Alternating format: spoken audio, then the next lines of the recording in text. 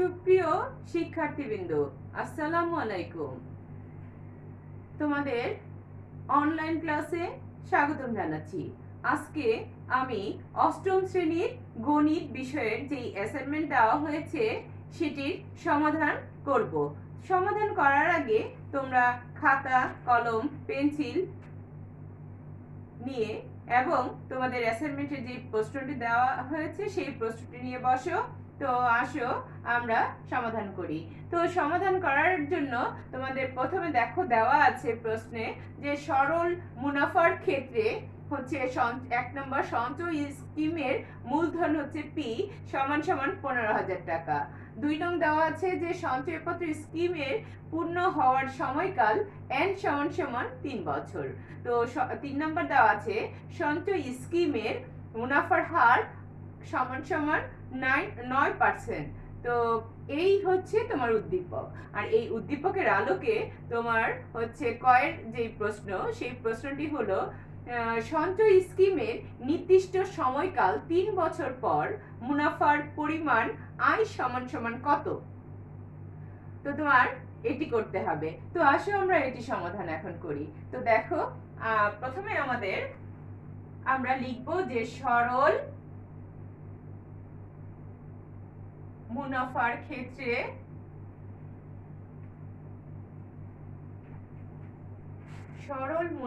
ক্ষেত্রে আমার প্রশ্ন হচ্ছে ক নং প্রশ্ন।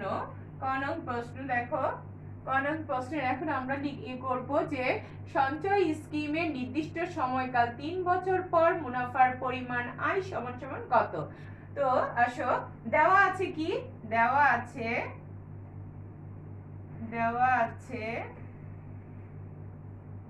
আছে সরল মুনাফার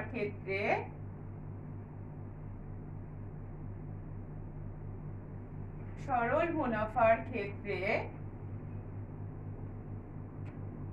সঞ্চয় স্কিমের মূলধন সঞ্চয়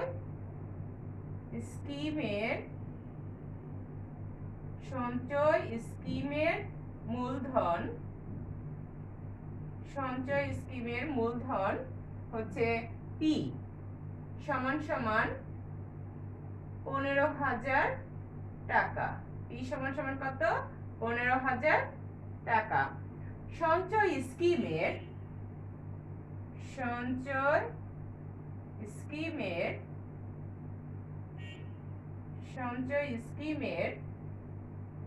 পূর্ণ হওয়ার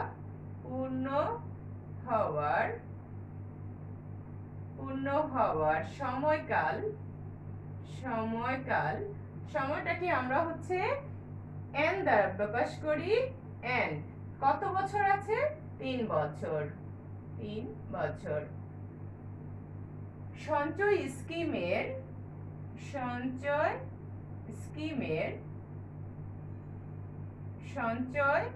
স্কিমের মুনাফার হার, দেখো তোমাদের উদ্দীপকে দেওয়া আছে মুনাফার হার কত দেওয়া আছে?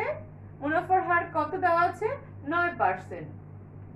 মুনাফার হার 8 দ্বারা আমরা প্রকাশ করি। মুনাফার হার সমান সমান হচ্ছে 9%। তো 9% কে আমরা এভাবে লিখব 9/100। আর এটাকে আবার তোমরা ক্যালকুলেটরে 9 দিয়ে 100 কে ভাগ দাও, ভাগ দিলে আসবে হচ্ছে 0.009 এটা আসবে। তাহলে এত টাকা। এবার আমরা আমাদের উদ্দীপকে বলা হয়েছে যে হচ্ছে সঞ্চয় স্কিমের নির্দিষ্ট সময়কাল 3 বছর পর, তাহলে এখানে মুনাফার পরিমাণ আয় সমান সমান কত এটা বলেছে। তাহলে আমরা ধরে নেই যে ধরি 3 বছর পর লিখবো আমরা 3 বছর পর সরল মুনাফা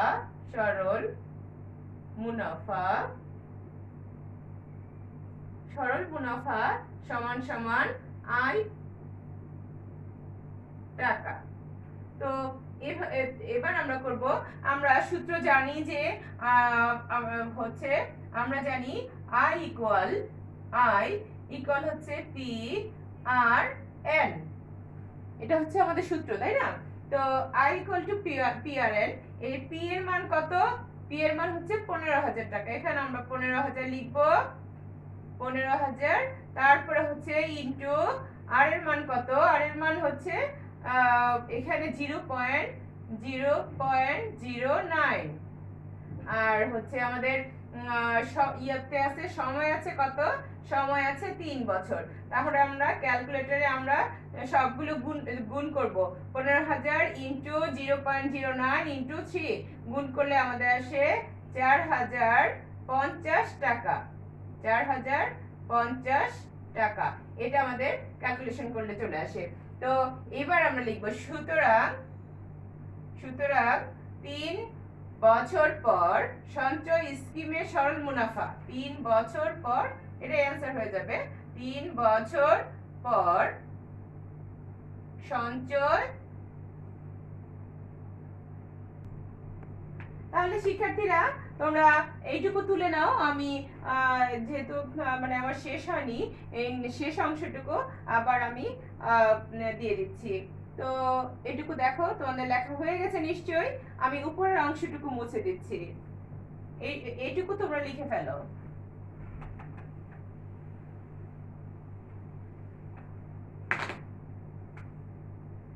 দেখো, এবার আমরা লিখবো যে সুতরাং হচ্ছে 3 বছর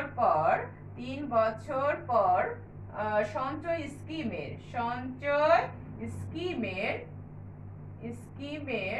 3 বছর পর সঞ্চয় স্কিমের হচ্ছে টাকা কত টাকা হবে? সঞ্চয় স্কিমের সরল মুনাফা, সঞ্চয় স্কিমের সরল মুনাফা কত হবে? সরল মুনাফা হবে 4,050 টাকা। তাহলে আমার এটাই উত্তর। আমি লিখব উত্তর 4,050 টাকা। তো আমাদের কয়েক অ্যান্সার সে আমরা পেয়ে গেলাম। এবার আসি ক্ষয়ের প্রশ্নে। তোমাদের এটুকু লেখা হয়ে গেছে নিশ্চয়ই। তো আমি মুছে দিচ্ছি যে আমরা ক্ষয়ের অ্যান্সারে চলে যাই। দেখো,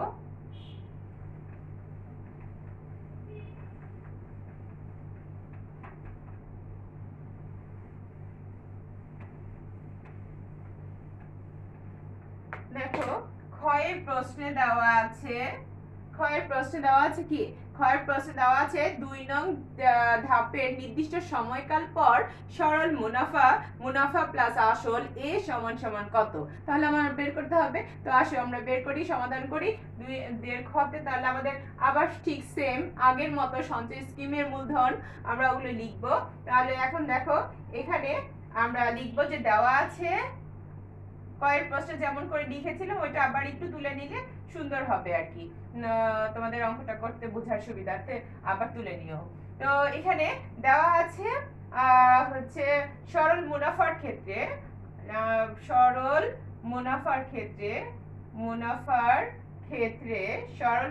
ক্ষেত্রে হচ্ছে আমার লিখব যে সঞ্চয়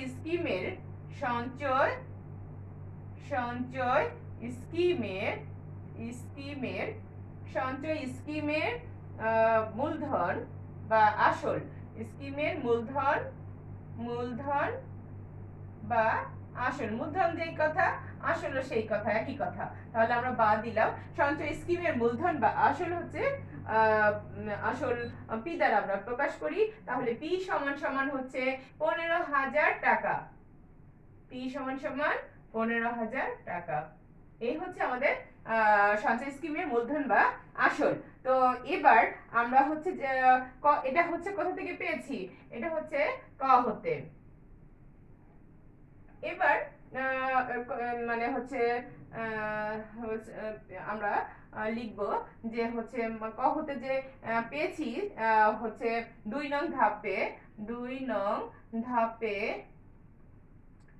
নং ধাপে নির্দিষ্ট সময়কাল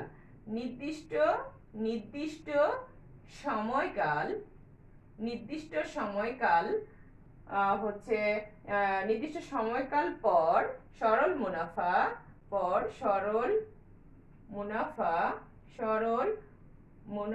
নির্দিষ্ট সময়কাল পর সরল মুনাফা হচ্ছে আই ইকুয়াল কত, কত থেকে পেয়েছি 4050, এটা কত থেকে প্রাপ্ত। তো এত টাকা। এবার আমরা করব যে সুতরাং 3 বছর পর 3 বছর পর 3 বছর পর 3 বছর পর মুনাফা আসল আমার প্রশ্ন চেয়েছে, তাহলে আমরা লিখব 3 বছর পর মুনাফা আসল। 3 বছর পর মুনাফা আসল আমরা এ দ্বারা মুনাফা আসল এ দ্বারা প্রকাশ করি, তাই না? তো লিখব এ সমান সমান আমরা সূত্র জানি যে পি প্লাস হচ্ছে পি প্লাস আই। তো এখানে আমরা পি প্লাস আই, পি এর মান কত, পি এর মান হচ্ছে 15,000, আমরা লিখে দিব 15,000, আর এটার সঙ্গে আমরা যোগ করব কত, আই সমান সমান পেয়েছি ক হতে 4050 প্লাস হচ্ছে 4050 টাকা। তো এইটুকু আমরা বুঝে ফেলেছি নিশ্চয়ই। তো এতটুকু লিখবা, এতটুকু লিখলে এই দুইটা যোগ করে দিবে তোমরা, যোগ করলে আসতেছে হচ্ছে 19,050 টাকা, 19,050 টাকা। তাহলে এটা আমরা পেয়েছি হচ্ছে 3 বছর পর মুনাফা আসল এ সমান সমান 19,050 টাকা। তাহলে এটাই আমাদের উত্তর, আমরা লিখব উত্তর হচ্ছে 19,050 টাকা। তো আমরা ক্ষয়ের উত্তর আমরা পেয়ে গেছি, তোমরা লিখে নিয়েছো। তো এবার আমি চলে যাচ্ছি হচ্ছে তোমাদের পরবর্তী কোশ্চেন হচ্ছে চক্রবৃদ্ধি মুনাফার ক্ষেত্রে। তো চক্রবৃদ্ধি মুনাফার ক্ষেত্রে তোমাদের দেখো দেওয়া আছে, তোমাদের প্রশ্ন দেওয়া আছে যে হচ্ছে চক্রবৃদ্ধি মুনাফার ক্ষেত্রে উদ্দীপক একটা দেওয়া আছে, সঞ্চয় স্কিমের মূলধন হচ্ছে পি সমান সমান হচ্ছে 15,000 টাকা, আর সঞ্চয় স্কিম পূর্ণ হওয়ার সময়কাল এন সমান সমান দেওয়া আছে কত 3 বছর, আর সঞ্চয় স্কিমের মুনাফার হার কত, হার হচ্ছে 9%। তাহলে তোমরা সেইটার উদ্দীপকের আলোকে প্রথম বছরান্তে চক্রবৃদ্ধি মূলধন অর্থাৎ সূত্র তোমাদের উল্লেখ করতে বলেছে, এটা করে সূত্র উল্লেখ করে তোমরা সেটা বের করবে, ক্যালকুলেশন করে যেটা বের হয় সেটাই তো হবে, কত হবে সেটা বের করতে হবে। তো আসো আমরা বের করি চক্রবৃদ্ধি মুনাফার ক্ষেত্রে। তো আমরা এখানে লিখব যে চক্রবৃদ্ধি মুনাফার ক্ষেত্রে, চক্রবৃদ্ধি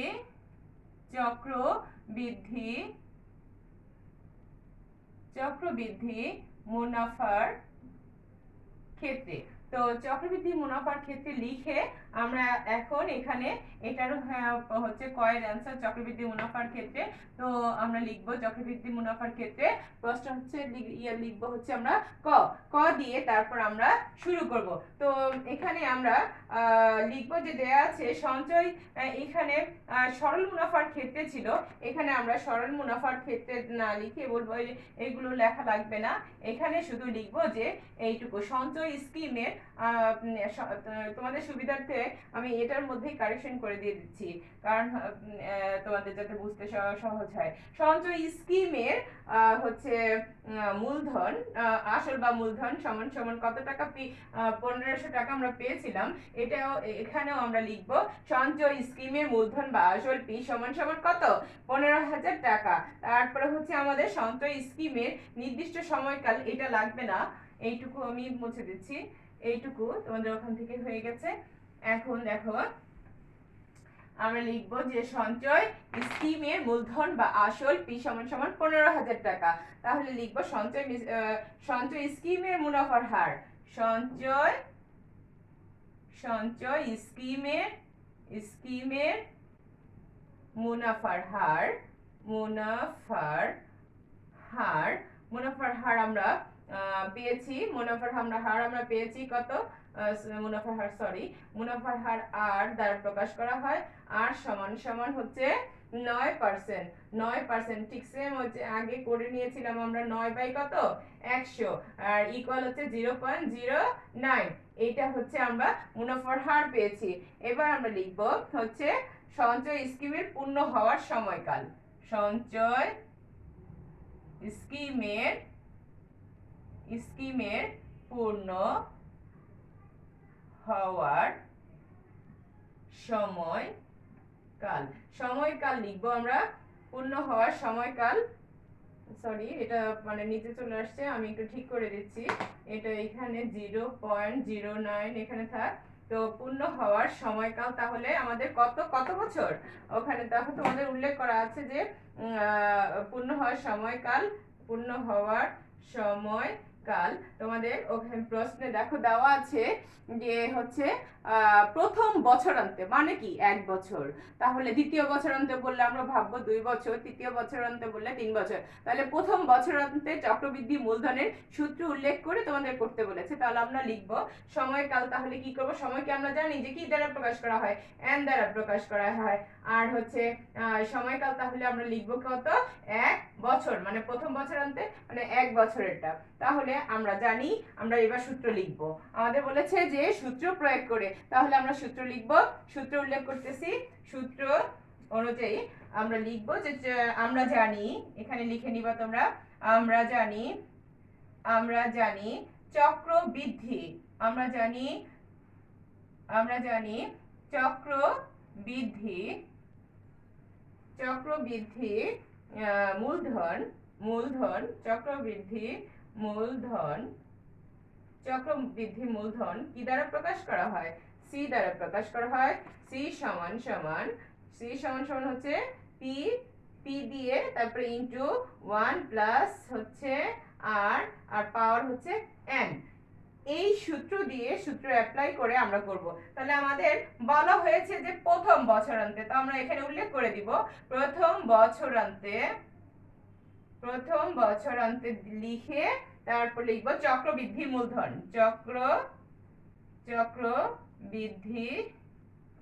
চক্রবৃদ্ধি মূলধন প্রথম বছরান্তে। তাহলে চক্রবৃদ্ধি মূলধন এখানে C1 হবে, চক্রবৃদ্ধি 1 বছর C1। তো এটা আমরা লিখব যে হচ্ছে চক্রবৃদ্ধি মূলধন। তাহলে P সমান এখানে আমরা P দেখতে পাচ্ছি কত, 15,000 লিখবো এখানে 15,000। তারপরে আছে হচ্ছে আমরা ইনটু দিব, প্রথমে আছে কত 1, আর যোগ দিব হচ্ছে আর এর মান মানে মুনাফার আর কত 0.09, আর হচ্ছে যোগ দিব হচ্ছে বছর, বছর n হচ্ছে 1 বছর, তাহলে এখানে পাওয়ার 1 বছর। তো ইকুয়াল আমরা দিব এখানে 15,000, আমরা 15,000 দিব, আর হচ্ছে 15,000 আর গুণ দিব এখানে, এটা ভিতরের এটা ক্যালকুলেটরে যোগ করে দাও, যোগ করে দিলে হবে হচ্ছে 1.09 এটা হবে। আর এটাকে যদি তুমি পাওয়ার 1 দিয়ে গুণ করো 1.09 ইনটু 1, তাহলে এইটাই আসবে। তাহলে তোমার এখন এখানে ক্যালকুলেশন করে ফেলো, ক্যালকুলেটরে তোমরা দেখো এটাকে 15,000 কে গুণ দাও 1.09, তাহলে তোমার এখানে আসতেছে হচ্ছে 16,350 টাকা। তাহলে আমরা আনসার পেয়ে গেছি। আমরা লিখব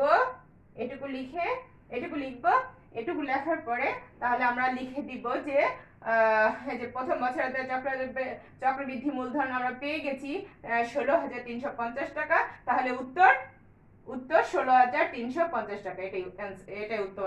তাহলে লিখে দিবে উত্তর, এই কথাটা অবশ্যই ওখানে দেওয়ার পরে উত্তরটা আবার যদি উল্লেখ করে দাও তাহলে অঙ্কটা যথার্থ পরিপূর্ণ একটা সমাধান হবে এখানে। আর তাহলে তোমাদের অঙ্ক কাটার কোনো সম্ভাবনা নেই, তোমাদের অঙ্কটা অতি উত্তম পর্যায়ে একটা অঙ্ক হবে। অনেকে এখানেই আমরা শেষ করে দিতে পারি, কিন্তু উত্তরটা লিখে দিলে আরো বেটার হয়।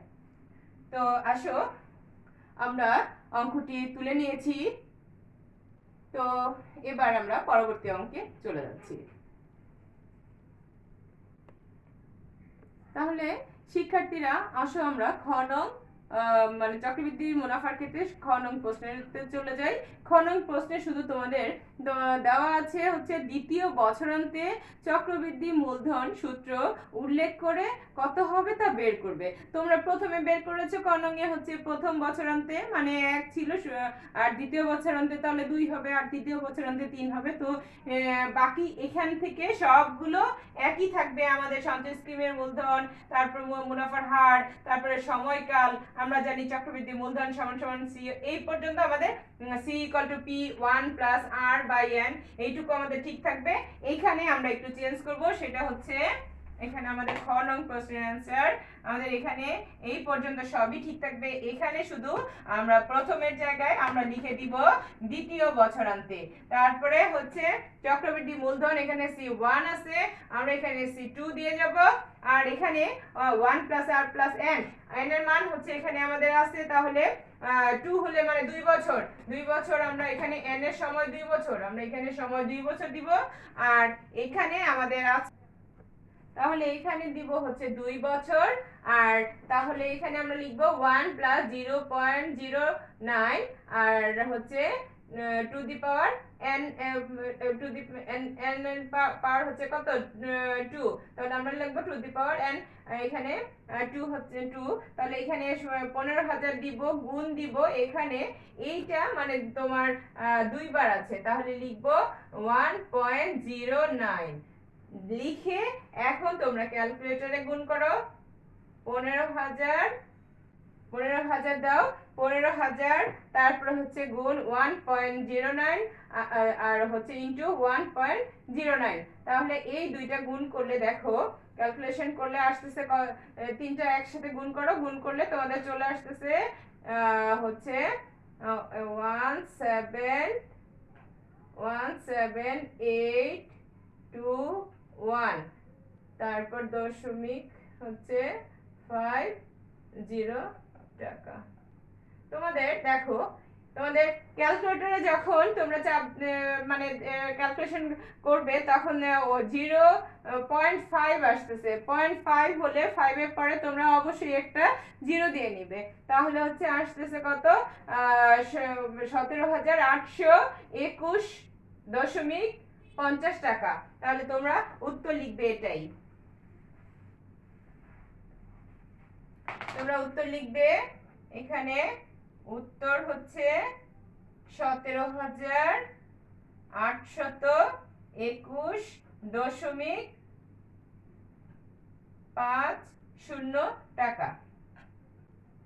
এই হলো তোমাদের ক্ষয়ের প্রশ্নের অ্যান্সার। চক্রবৃদ্ধি মুনাফার ক্ষেত্রে আমরা ক্ষয়ের প্রশ্নের অ্যান্সার পেয়ে গেছি। এবার গয়ের প্রশ্নের অ্যান্সার আমরা করব। দেখো তোমাদের সুবিধার্থে যাতে তোমাদের তাড়াতাড়ি হয়ে যায়, ভিডিওটা যাতে দীর্ঘায়িত না হয়, সেই জন্য আমি সংক্ষেপে মানে হচ্ছে মানে যে জায়গাটুকুতে শুধু মোছা দরকার সেই জায়গাটুকু মুছে তোমাদের করে দিচ্ছি, কারণ হচ্ছে শুধু সব ঠিক থাকবে প্রথম বছর, দ্বিতীয় বছর, তৃতীয় বছর, এগুলো শুধু বছরটা চেঞ্জ হবে, সময়টা শুধু চেঞ্জ হবে, আর বাকি সবগুলো ঠিক থাকবে। তাহলে এখানে যা ছিল আমাদের উল্লেখ করা সেগুলো আমরা সবই দিব। এখানে হবে আমার 3 বছর, আর এখানে দ্বিতীয় বছরের জায়গায় আমরা কি করব, গয়ে দেওয়া আছে তৃতীয় বছরটা আমাদের কোশ্চেনে চেয়েছে, তাহলে আমরা লিখব তৃতীয় বছরান্তে। তাহলে আর এখানে চেঞ্জ করব হচ্ছে C3, এখানে C2 আছে, আমরা এখানে দিব C3, তাহলে এখানে কত হবে, এইখানে হচ্ছে 3 হবে। তারপরে আমরা কি করব, আমরা এখানে আমরা 3 দিব, এখানে 3 দিব, আর এখানে তাহলে আমরা করব হচ্ছে এটার মধ্যে শুধু আমাদের আসতেছে আর ইনটু দিয়ে আরেকটা আমার 1.09, বুঝতে পেরেছি আমরা। তো এবার এখন তোমরা ক্যালকুলেশন করো, 15,000 ইনটু 1.09 ইনটু 1.09 ইনটু 1.09, মানে 3 বার হচ্ছে 1.09 গুণ দাও এই 15,000 এর সাথে, তাহলে দেখো ক্যালকুলেশন করে কত আসতেছে হচ্ছে 19425 আর হচ্ছে পয়েন্ট হচ্ছে 43.435। দেখো তোমাদের আসতেছে হচ্ছে 19,425, তোমরা ক্যালকুলেটরে অবশ্যই ক্যালকুলেশন করেছো, তো এখানে আসছে হচ্ছে 19,425.435, তো এত টাকা। তাহলে আমাদের উত্তর হবে, শুধু এখানে টাকাটা লিখে দিবে, দেখো উত্তর হবে 19,425 0.435 টাকা। আর যদি তোমরা এখানে দশমিকের পরে 3 ঘর আছে, ইচ্ছা করলে আরেকটা লাইন লিখে নিতে পারো যে 19,425 দশমিক এই 3-এর এখানে 5টা বাদ দিয়ে দিলে 3-এর এখানে 4, তাহলে হচ্ছে 44 লিখে প্রায় টাকা দিয়ে দিতে পারো, অথবা এখানেই অ্যান্সার হয়ে যাবে। তো তোমরা তাহলে বুঝে ফেলেছো যে তোমাদের কিভাবে করতে হবে। প্রথম বছর, দ্বিতীয় বছর, তৃতীয় বছর অন্তে যেভাবে মানে সূত্র প্রয়োগ করে, সূত্র তো একই থাকবে, শুধু 1 বছর হলে 1 লিখবো, 2 বছর হলে 2 লিখবো, 3 বছর হলে 3 লিখবো, আর ক্যালকুলেশন এভাবে করে আমরা করে ফেলবো। তো আমরা বুঝতে পেরেছি। তো আসো আমরা অঙ্কটি আমরা তুলে নেই। নিশ্চয়ই তোমাদের তোলা হয়ে গেছে। এবার পরবর্তী কোশ্চেনের সমাধানে আমরা চলে যাচ্ছি।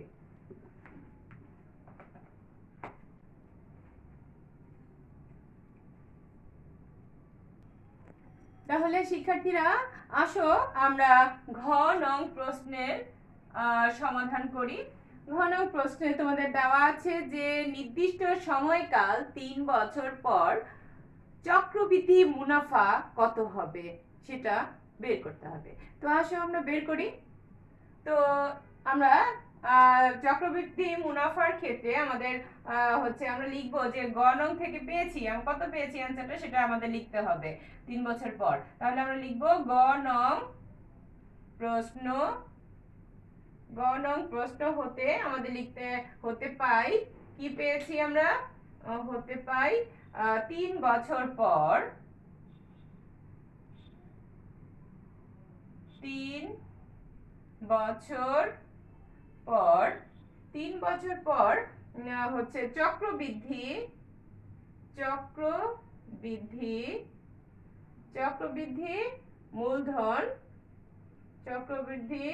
মূলধন C3 ছিল, তাই না? চক্রবৃদ্ধি মূলধন C3 সমান সমান কত পেয়েছিলাম? 19,425.435 টাকা, এটা ছিল। তাহলে এখন আমরা করব যে হচ্ছে সঞ্চয় স্কিমের মূলধন আমরা P সমান সমান কত টাকা পেয়েছি? সঞ্চয় স্কিমের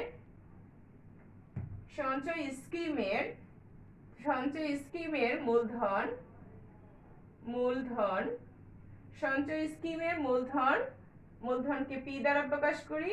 P সমান সমান হচ্ছে 15,000 টাকা। P সমান সমান 15,000 টাকা। তো আমরা এটা পেয়েছি। 3 বছর পর চক্রবৃদ্ধি মুনাফা হবে, তাহলে আমাদের বের করতে হবে 3 বছর পর চক্রবৃদ্ধি মুনাফা হবে, আমাদের বের করতে হবে মুনাফা হবে কত সেটা আমাদের বের করতে হবে। তাহলে আমরা এখানে লিখবো যে আমরা জানি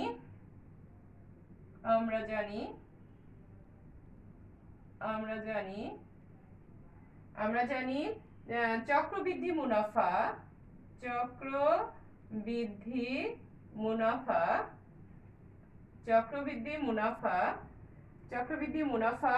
সমান সমান চক্রবৃদ্ধি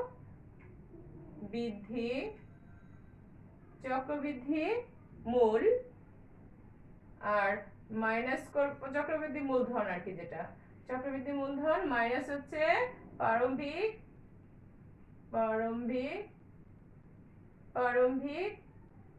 মূলধন। তাহলে আমাদের চক্রবৃদ্ধি মূলধন থেকে প্রারম্ভিক মূলধন বিয়োগ করে দিতে হবে। তো আমরা দেখি চক্রবৃদ্ধি মূলধন আমাদের কত।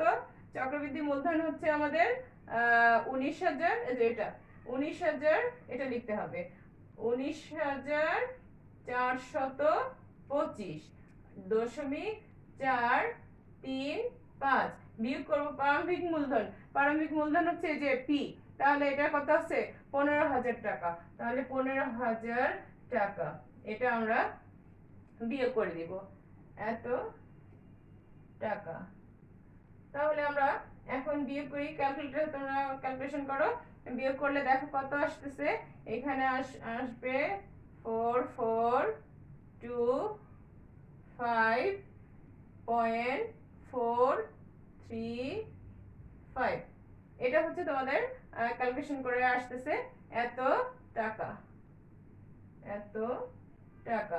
তাহলে আমরা লিখব সুতরাং নির্দিষ্ট, সুতরাং তোমাদের প্রশ্নের দেওয়া আছে যে নির্দিষ্ট সময়কাল, তাহলে আমরা লিখব নির্দিষ্ট, নির্দিষ্ট সময়কাল, নির্দিষ্ট সময়কাল।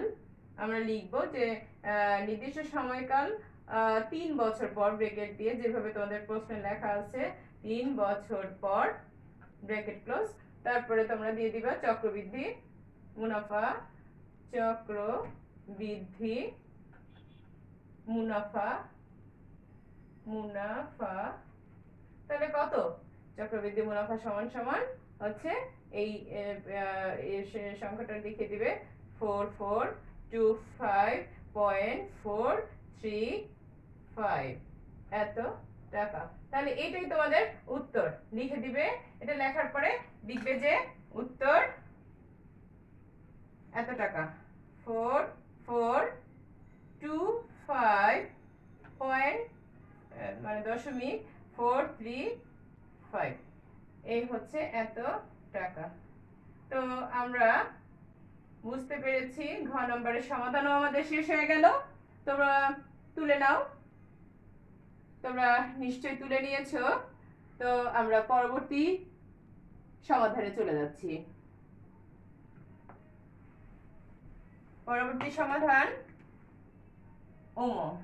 চক্রবৃদ্ধি মুনাফার ক্ষেত্রে নং প্রশ্নের আমাদের নির্দিষ্ট সময়কাল 3 বছর পর সরল মুনাফা ও চক্রবৃদ্ধি মুনাফার পার্থক্য নির্ণয় করতে বলা হয়েছে, এবং সরল মুনাফা ও চক্রবৃদ্ধি মুনাফার আমরা যে পার্থক্য সেটা আমরা নির্ণয় করব।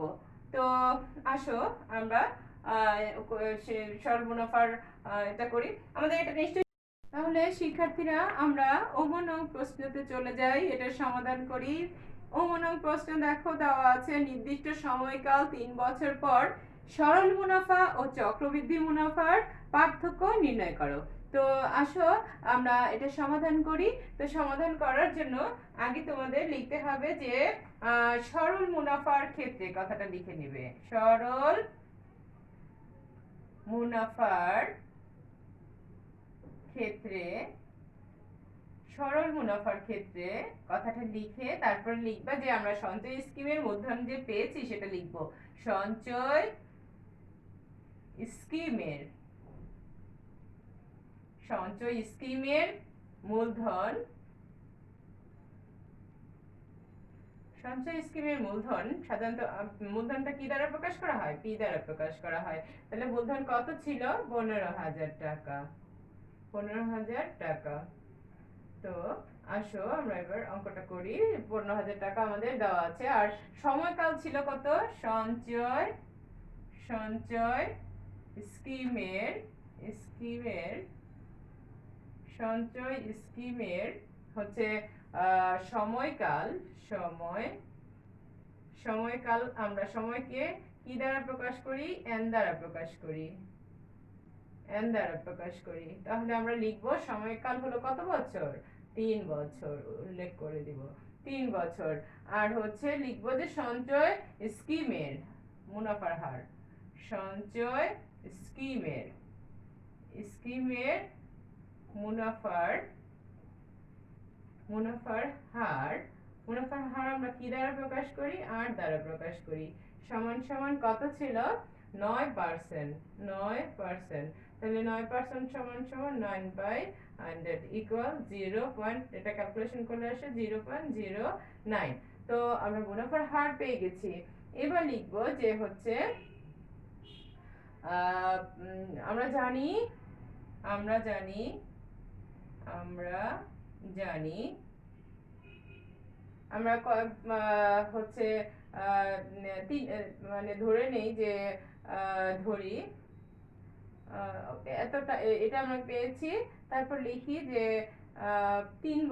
তিন ধরি 3 বছর পর সরল মুনাফা আই টাকা, তাহলে সেই অনুযায়ী ক্যালকুলেশন করলে আমরা জানি আই আই ইকুয়াল কি, সূত্রটা কি বলো তো?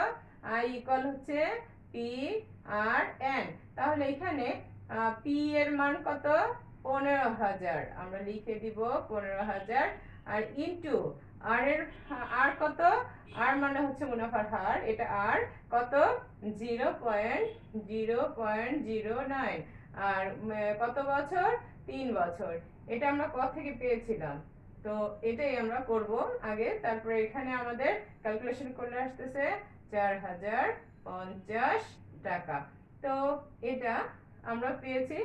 তো এবার হচ্ছে আমরা লিখব যে ঘ নং হতে আমরা যে পেয়েছি, ঘ নং হতে ঘ নং হতে পাই, ঘন হতে তোমরা একটু দেখো, ঘন হতে আমরা পেয়েছিলাম কি? 3 বছর পর চক্রবৃদ্ধি মূলধন। ঘন হতে পাই 3, আচ্ছা আমি এটা উপরে লিখে দেই, এখানে একটা জায়গা হচ্ছে না, তো এখানে আগে লিখবে যে ঘ নং প্রশ্ন হতে পাই, লেখার পরে উপরে থেকে শুরু করি। দেখো তোমরা ঘ নং হতে মানে এই ওমনংয়ের আগে যে আমরা ঘ নং করেছিলাম, সেই ঘ নং হতে আমরা পেয়েছি অ্যানসারটা কত পেয়েছিলাম? 3 বছর পর 3 বছর পর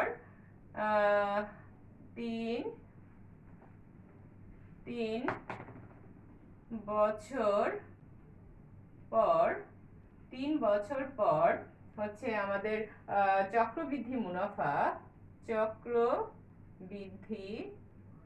চক্রবৃদ্ধি মুনাফা 3 বছর পর চক্রবৃদ্ধি মুনাফা আমরা পেয়েছিলাম হচ্ছে 4425 পয়েন্ট হচ্ছে 435 টাকা, এটা পেয়েছিলাম। তো এটা লিখলাম। আর হচ্ছে এখন আমরা 3 বছর পর সরল মুনাফা ও চক্রবৃদ্ধি মুনাফার পার্থক্য বের করব। তাহলে লিখব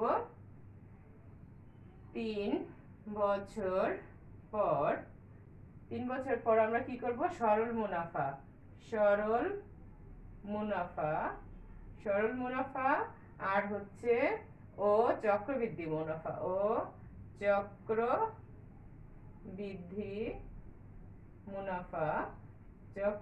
মুনাফার হচ্ছে পার্থক্য আমরা এখন পার্থক্য বের করব। পার্থক্য লিখব হচ্ছে আমার এইটার থেকে মাইনাস করব হচ্ছে এই টাকাটা, সরল মুনাফাটা মাইনাস করে দেব। তাহলে আমরা লিখি 4425 4425.435 আর বিয়োগ করব 4050, এই টাকাটা বিয়োগ করব। ক্যালকুলেশন করো, তোমরা ক্যালকুলেটর নাও, তো বিয়োগ করো।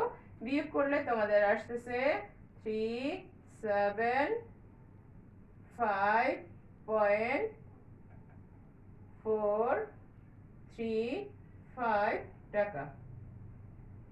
তাহলে দেখো আবার 425.435 মাইনাস হচ্ছে 4050, ক্যালকুলেশন করলে এটা চলে আসে, তাহলে এত টাকা। এটাই তোমাদের হচ্ছে মানে সমাধান আমাদের হয়ে গেল, এটা সমাধান। তাহলে ও নম্বরের অ্যান্সার হবে, উত্তর হচ্ছে এই টাকাটা লিখবা, উত্তর 375.435 টাকা। তো আমরা অ্যান্সারটি পেয়ে গেছি। এটার মধ্যে একটু বাকি আছে তোমাদের, দেখো তোমাদের প্রশ্নে আর একটু বাকি আছে। সমবায় সমিতির সঞ্চয় স্কিমের ক্ষেত্রে কোন মুনাফা পদ্ধতি সুবিধাজনক বলে তুমি মনে করো? আমরা কিন্তু দুইটা পদ্ধতি পেয়েছি, একটা হচ্ছে সরল মুনাফা আর একটা হচ্ছে কি চক্রবৃদ্ধি মুনাফা। তো কোন পদ্ধতিটা তোমার কাছে মানে সুবিধাজনক বলে মনে করো তুমি, সেটা তোমার করতে হবে। তো আসো আমরা দেখি, সেটার জন্য আমাদের একটু লাইনগুলো লিখতে হবে। সেটা তোমরা লিখবে যে হচ্ছে সমবায় সমিতি সঞ্চয় স্কিমের এখান থেকে আমি এটা উপর থেকে লিখে দেই, তাহলে তোমাদের লিখতে সুবিধা হবে। সমবায় সমবায় সমিতির সমবায় সমিতির সঞ্চয় সঞ্চয় স্কিমে স্কিমে সঞ্চয় স্কিমে প্রথম যে টাকা রাখা হয়, স্কিমে প্রথম যে টাকা রাখা যে টাকা রাখা হয় যে টাকা রাখা হয় যে টাকা রাখা হয় তাই হচ্ছে যে টাকা রাখা হয় তাই হচ্ছে আসল বা মূলধন। আসল বা মূলধন আসল বা যে টাকাটা প্রথমে রাখা হয় সেই টাকাটা হলো আসল টাকা বা মূলধন।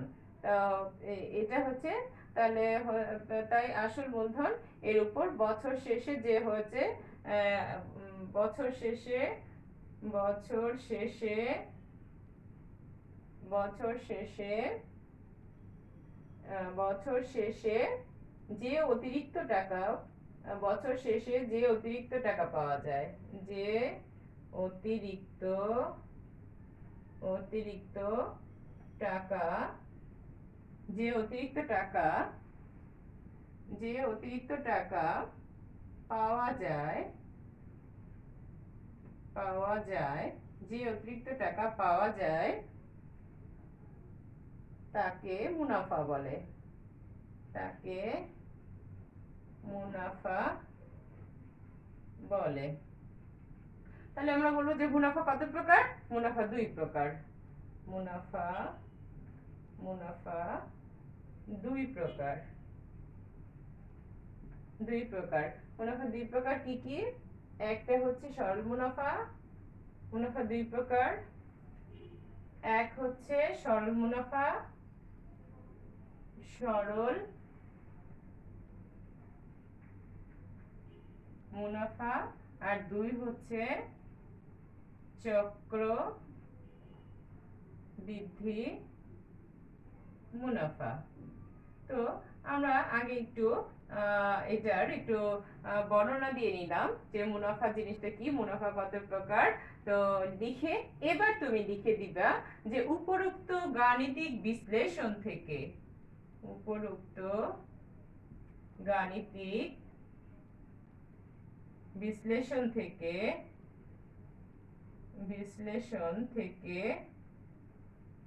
গাণিতিক বিশ্লেষণ থেকে দেখা যায় যে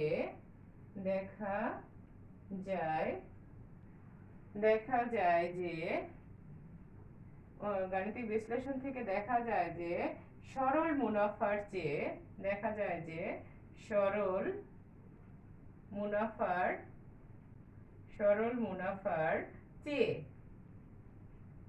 মুনাফার চেয়ে হচ্ছে চক্রবৃদ্ধি মুনাফার পরিমাণ বেশি হয়। সরল মুনাফার চেয়ে চক্রবৃদ্ধি মুনাফার পরিমাণ বেশি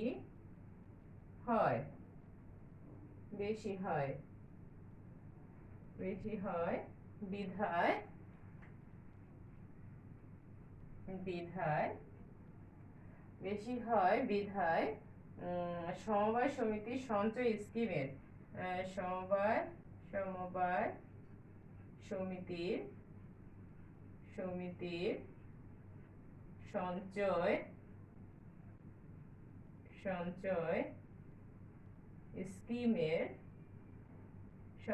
স্কিমের হচ্ছে সঞ্চয় স্কিমের ক্ষেত্রে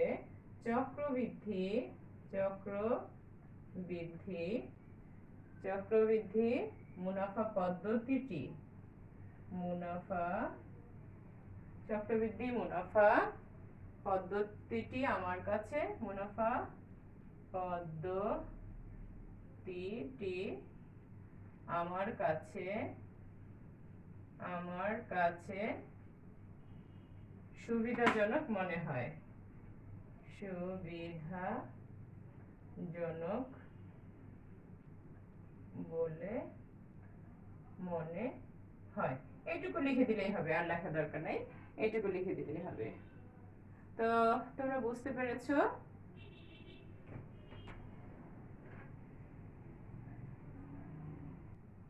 তাহলে শিক্ষার্থীরা, আমরা অঙ্কগুলো আমরা সমাধান করে ফেলেছি। এখন আমরা সংক্ষিপ্ত প্রশ্নতে চলে যাই। তোমাদের দেখো অ্যাসাইনমেন্টের সংক্ষিপ্ত প্রশ্ন রয়েছে। সংক্ষিপ্ত প্রশ্ন,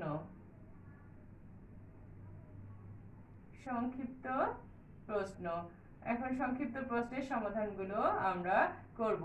সংক্ষিপ্ত প্রশ্নে দেখো 1 নং-এ দেওয়া আছে তোমাদের 6, তারপরে হচ্ছে 11, 16, তারপরে হচ্ছে 21 প্যাটার্নটি, 21 ডট ডট দিয়ে স্বাভাবিক সংখ্যা প্যাটার্নটি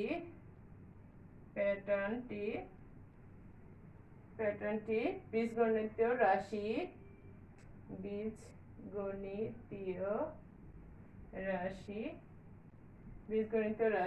নির্ণয় করো। এই ছিল তোমাদের কোশ্চেন। তো এটা থেকে আমরা প্যাটার্নটা নির্ণয় করব।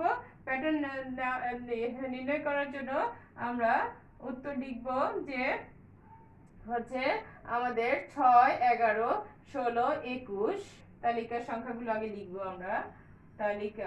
প্রথমে লিখবো যে তালিকার সংখ্যাগুলো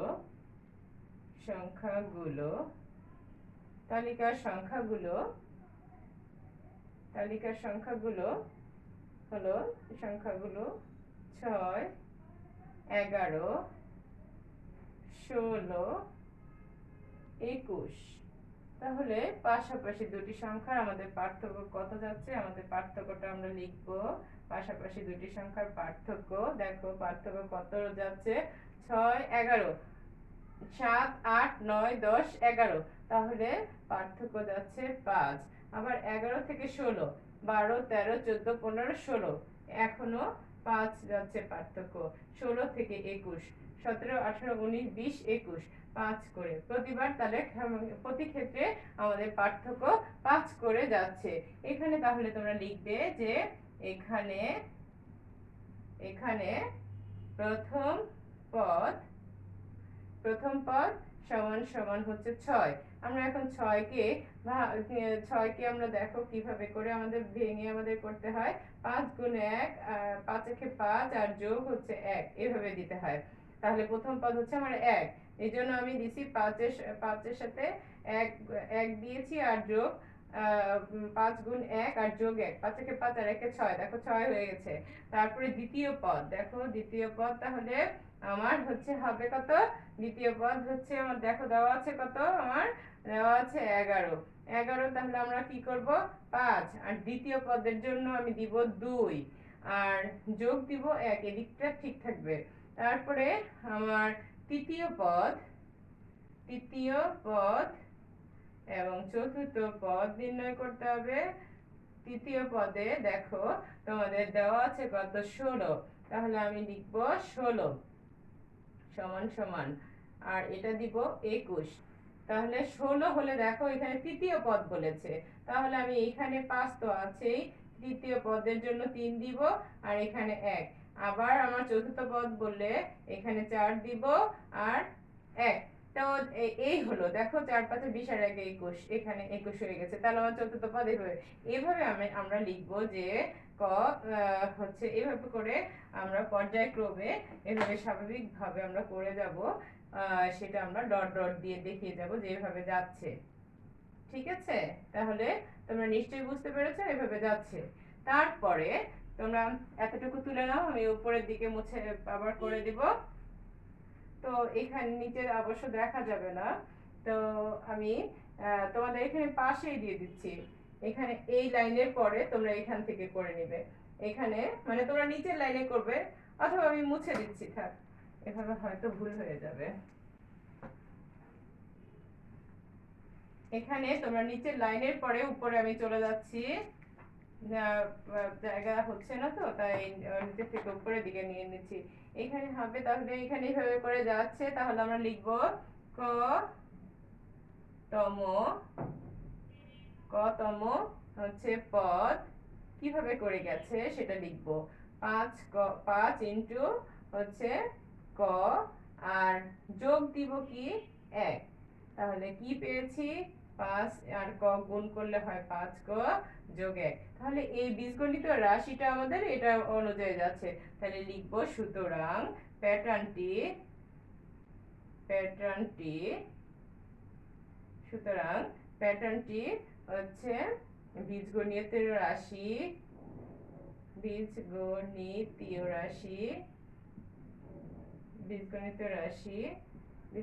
রাশি 5 ক যোগ 1। তাহলে আমরা বুঝতে পেরেছি এটাই আমাদের উত্তর হবে, এটাই।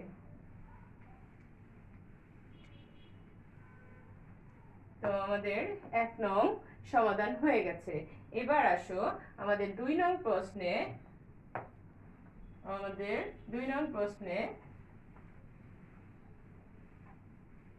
দেখো আমাদের 2 নং প্রশ্নে দেওয়া আছে এভাবে করে, তোমার একটা এভাবে দেওয়া আছে একটা চিত্র, আরেকটা আছে হচ্ছে তোমাদের এটা ছিল, আরেকটা ছিল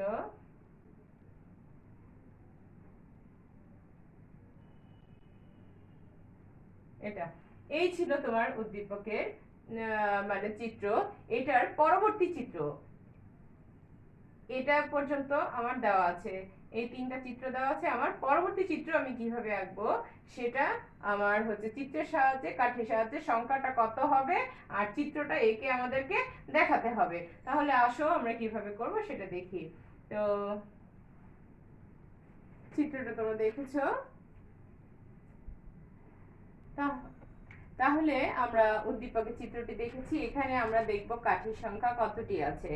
তো দেখো আগে প্রথম চিত্র অনুযায়ী আমাদের এখানে প্রথম চিত্রে কতটি কাঠি আছে আমরা বের করব। দেখো কতটি কাঠি আছে আমি তোমাদেরকে বুঝিয়ে দিচ্ছি। 1 2 3 4 5, 1 এটা একটা, দুটা, তিনটা, চারটা, পাঁচটা। তাহলে প্রথম এটা কাঠির সংখ্যা আছে কত 5, এটার মধ্যে কাঠির সংখ্যা আছে কত 1 2 3 4 5 6 7, আর এটার মধ্যে কাঠির সংখ্যা 1 2 3 4 5 6 7 8 9, তাহলে এটার মধ্যে কাঠির সংখ্যা আছে 9টি। তাহলে আমরা লিখব এখানে এটা হচ্ছে আমাদের 2 নং সংক্ষিপ্ত প্রশ্নের উত্তর 2। এখানে হচ্ছে প্রথম চিত্রে লিখে দিব, প্রথম চিত্রে কাঠির সংখ্যা, প্রথম চিত্রে কাঠির সংখ্যা হচ্ছে কত, কাঠির সংখ্যা 5। তারপরে হচ্ছে দ্বিতীয় চিত্রে কাঠির সংখ্যা হবে কত, দ্বিতীয় চিত্রে কাঠির সংখ্যা হবে 7। তারপরে তৃতীয় চিত্রে কাঠির সংখ্যা তাহলে কত হবে, তৃতীয় চিত্রে কাঠির সংখ্যা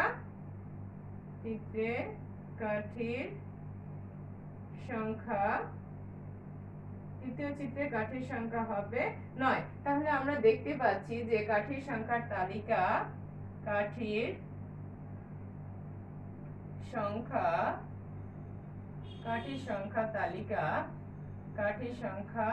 তালিকা হচ্ছে 5, তারপরে 7 আর 9। তাহলে এবার প্রতিবার পার্থক্য কত যাচ্ছে আমরা লিখব, প্রতিবার পার্থক্য যাচ্ছে তাহলে পার্থক্য তাহলে হচ্ছে এটা থেকে এটা পার্থক্য কত 2, 6 7 2, আবার 7 থেকে 9 8 9 2, তাহলে এখানে পার্থক্য যাচ্ছে 2। তাহলে প্রতিবার পার্থক্য কত করে যাচ্ছে 2 করে। তাহলে লক্ষ্য করি আমাদের পাশের দুটি কাঠির সংখ্যাও তাহলে আমাদের পার্থক্য হচ্ছে 2। তাহলে পরবর্তী চিত্রে কাঠির সংখ্যা হবে, এবার লিখব সুতরাং পরবর্তী পরবর্তী চিত্রে কাঠির সংখ্যা হবে, তাহলে কি করব, আমার 9 তো আছেই, তারপরে কি করব, যোগ দিব 2, তাহলে কত হবে, 11। তাহলে পরবর্তী চিত্রে কাঠির সংখ্যা হবে 11। এবার সুতরাং পরবর্তী চিত্র তোমরা উপরে লিখে দিচ্ছি, সুতরাং নিচে জায়গা নেই তাই আমি উপরে লিখে দিচ্ছি পরবর্তী চিত্র। তাহলে আমাদের চিত্রটা হবে এইভাবে করে হবে। এখানে আমার দেওয়া আছে 1টা 2টা 3টা 4টা কাঠি, 5 6 7, 1 2 3 4 5 6 7 8 9টা ছিল আমার, এখন আরো দুটো বানাতে হবে, 10 11। এইভাবে করে আমার পরবর্তী চিত্রটি যাবে। তো আমার পরবর্তী চিত্রটা পেয়ে গেছি। এবার আসি 3 নং প্রশ্নের সমাধান।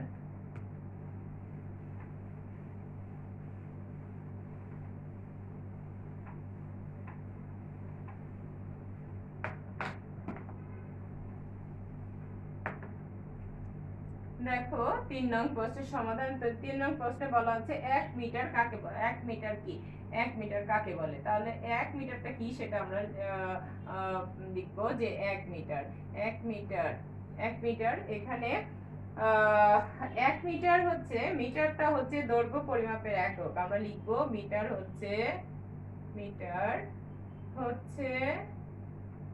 দৈর্ঘ্য পরিমাপের একক।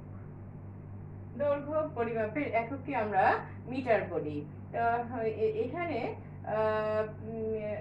দৈর্ঘ্য পরিমাপের এককে মিটার বলি, আমরা বলবো যে শূন্য স্থানে মানে 1 সেকেন্ডে, এখানে আমরা লিখব শূন্য স্থানে 1 সেকেন্ডে হচ্ছে 1/2 9 9 7 9 2 4 5 8, মানে হচ্ছে 92 ইয়েতে হচ্ছে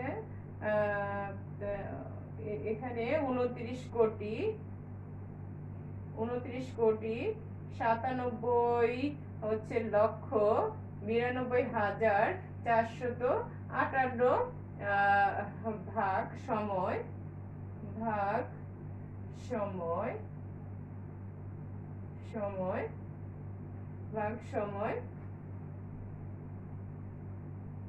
আলো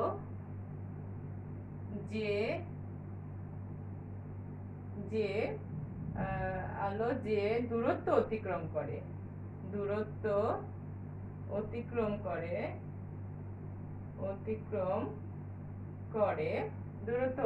করে তাকে 1 মিটার বলে। 1 মিটার বলে। এটুকু লিখে দিলেই হবে, এটা আর দীর্ঘায়িত করার দরকার নেই, এতটুকু লিখে দিলেই হবে। তো আমরা পেয়ে গেছি 1 মিটার। তারপর আমরা 4 নং প্রশ্নের অ্যানসার লিখব। 4 নং লিখব যে হচ্ছে অধিক পরিমাণে বস্তুর ওজন, অধিক পরিমাণে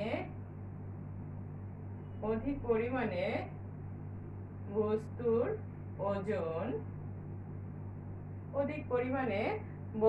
ওজন পরিমাপের জন্য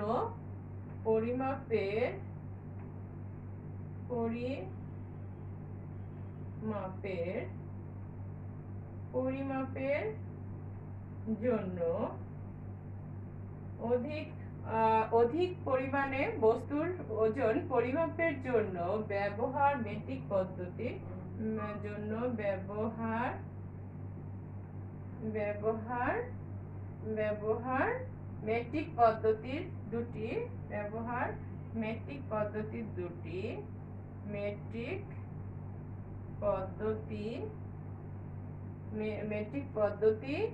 দুটি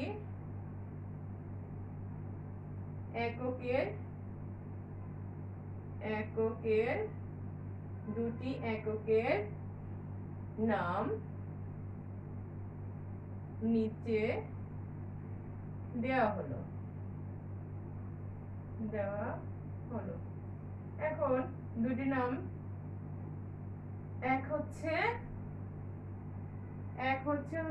কুইন্টাল, এক হচ্ছে কুইন্টাল, আর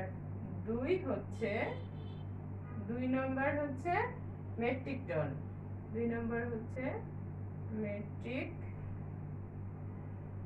মেট্রিক টন। এই হলো আমার ব্যবহারের মেট্রিক পদ্ধতির দুটি এককের নাম। আমরা একটা হচ্ছে কুইন্টাল আর একটা হচ্ছে মেট্রিক টন। এই আমাদের 4 এর অ্যান্সার। তাহলে যে 3 এবং 4 হয়ে গেল। এবার আসি আমরা 5।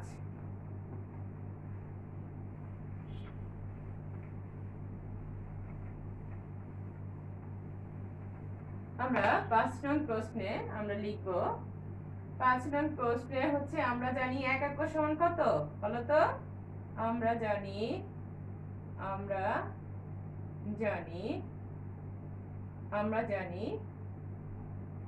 এক একর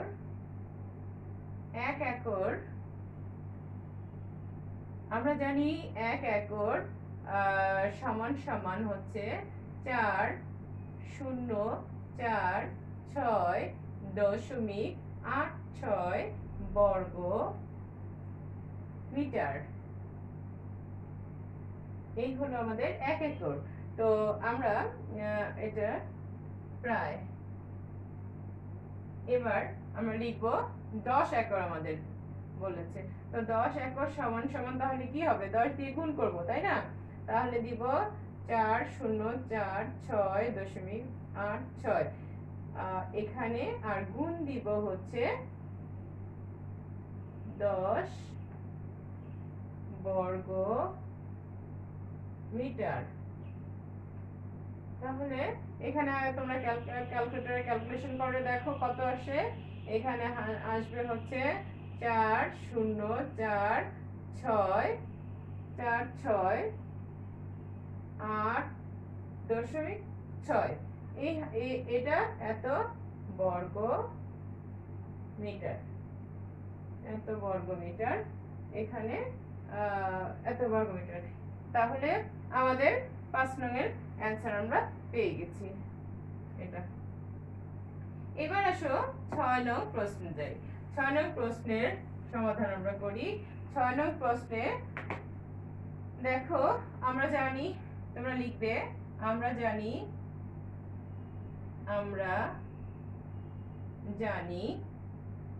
আমরা জানি হচ্ছে 2.54 সেন্টিমিটার, সেমি অর্থাৎ সেন্টিমিটার, সেমি সমান সমান কত?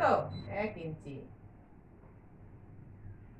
তাহলে আমরা লিখব ঐকিক নিয়মে 1 সেন্টিমিটার সমান সমান তাহলে কত হবে? 1/2.54 ইঞ্চি। এবার আমার করতে হবে, আমার হচ্ছে 160 সেন্টিমিটার। তাহলে এটা সমান সমান আমাদের কত হবে? 1 গুণ 2.54। এবার আমাদের ক্যালকুলেশন করলে কত আসে? তোমরা ক্যালকুলেশন করে দেখো। তাহলে শিক্ষার্থীরা তোমরা ক্যালকুলেটরে ক্যালকুলেশন করে ফেলেছো।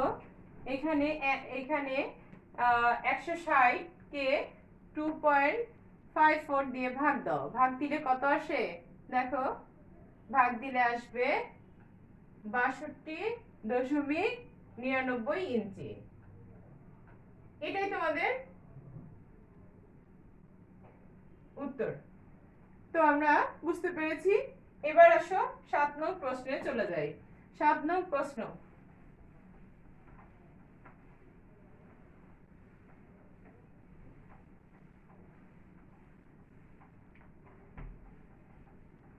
সংক্ষিপ্ত প্রশ্ন 7 নং প্রশ্নে আমাদের দেখো দেওয়া আছে উদ্দীপক প্রশ্নে দেওয়া আছে, তোমরা লিখবে দেওয়া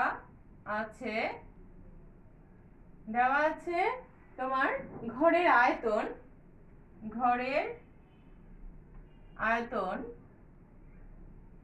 দেওয়া আছে ঘরের আয়তন কত দেওয়া আছে হচ্ছে 7, 6, 8, 0, 0, 0 ঘন সেন্টিমিটার, এটা তোমাদের দেওয়া আছে।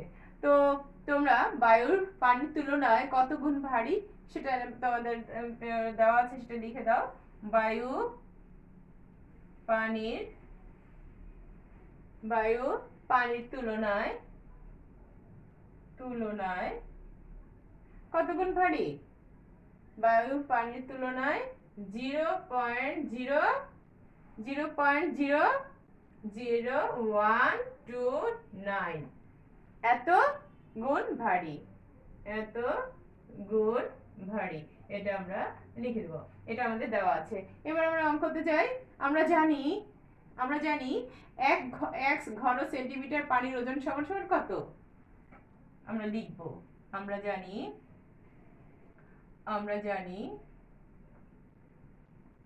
1 ঘন সেন্টিমিটার, আমরা জানি 1 ঘন সেন্টিমিটার পানির ওজন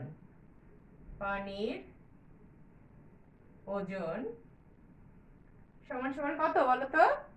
জানো নিশ্চয়ই 1 গ্রাম। তাহলে আমাদের 1 ঘন সেন্টিমিটার বায়ুর ওজন কত সেটা আমাদের জানতে হবে। 1 ঘন সেন্টিমিটার বায়ুর ওজন কত হবে? 1 ঘন সেন্টিমিটার বায়ুর ওজন তাহলে কত হবে? 1 দিয়ে গুণ দিবে, এটা সমান সমান 1 গুণ হচ্ছে 0.00129। তো আমরা বুঝতে পেরেছি যে এত কি হবে বলো তো? এত গ্রাম হবে, তো এবার আমরা লিখবো যে অতএব ঘরটিতে বায়ুর পরিমাণ কত আছে সেটা আমরা বের করব। অতএব ঘরটিতে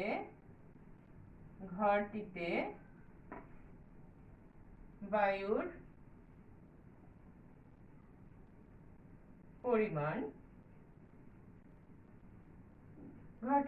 পরিমাণ, এখন আমরা কিভাবে বের করব? এখানে দেখো এটা আছে, এটা লিখবো আগে 7, 6, 8, 0, 0, 0। এখন এটার সঙ্গে আমরা কোনটা গুণ দিব বলো তো? এই যে বায়ুর ওজন যেটা আমরা পেয়েছি সেটা গুণ দিব। তো আসলে সেটা দিলে কত হবে? এখানে 1 দিয়ে গুণ করলে তো ওটাই হবে, তাই না? 129 হবে। তাহলে আমরা গুণ দিব 0.00129 এত। তাহলে এখন আমরা এটার সঙ্গে গুণ দিলে কত আসে সেটা আমরা দেখি। এটার সাথে গুণ দিলে আমাদের আসবে, ক্যালকুলেটর তোমরা ক্যালকুলেশন করো, তারপর আসবে হচ্ছে 9 কত 0990.72, এইটা এত গ্রাম। ঠিক আছে, এখন এই গ্রাম থেকে আমরা আবার কিলোগ্রামে চলে যাব। গ্রাম থেকে কিলোগ্রামে গেলে আমরা জানি 1 কিলোগ্রাম সমান সমান 1000 গ্রাম। তাহলে আমাদের গ্রাম থেকে কিলোগ্রামে গেলে এটাকে আমার 1000 দিয়ে ভাগ দিতে হবে, তাহলে কিলোগ্রামে চলে যাবে। তাহলে 1000 দিয়ে ভাগ দিলে আমার আসছে কত? তোমরা ক্যালকুলেটরে দেখো ভাগ দিলে কত আসে, তোমাদের ভাগ দিবে। এখানে আবার আমি নিচে জায়গা হচ্ছে না, আমি উপরে লিখে দিচ্ছি।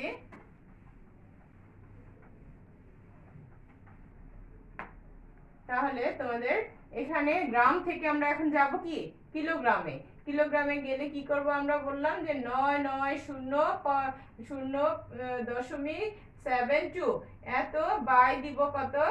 1000 এখানে কিলোগ্রাম লিখব, 1000 কিলোগ্রাম।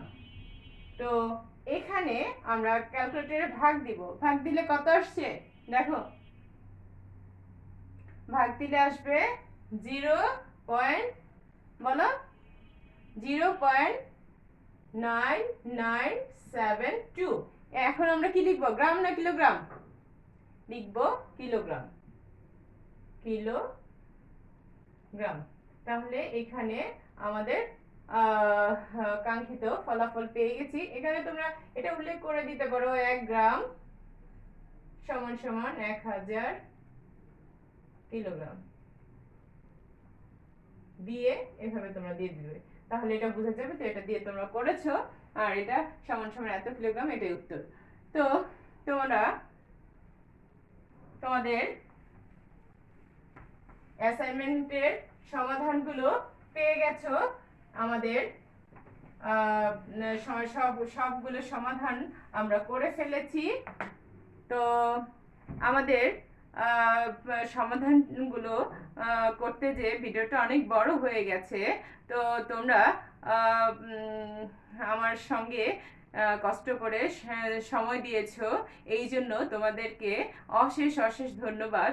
তোমরা আমার ভিডিওটি তোমাদের কাছে কেমন লেগেছে সেটি আমাকে কমেন্ট করে জানাবে, তাহলে আমার এই কষ্ট, এই পরিশ্রমটা সার্থক হবে। তো তোমরা ভালো থাকো, সুস্থ থাকো, এই কামনা করে তোমাদের কাছ থেকে বিদায় নিচ্ছি। আল্লাহ হাফেজ।